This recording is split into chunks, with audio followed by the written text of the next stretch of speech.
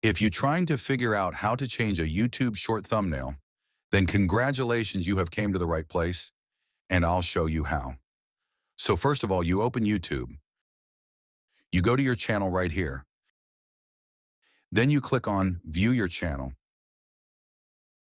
You tap on your Shorts section. You choose the short you'd like to edit, and then click on the three dots on top. Now you click on Edit. Here you tap on the pen just right here.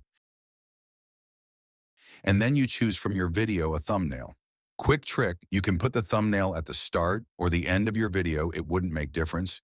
And you can also trim it if you don't want it to show in video. Also, you can only change thumbnail on phone. Click Save. And that's it. Hope you like this video. Don't forget to like and subscribe. See you in the next video.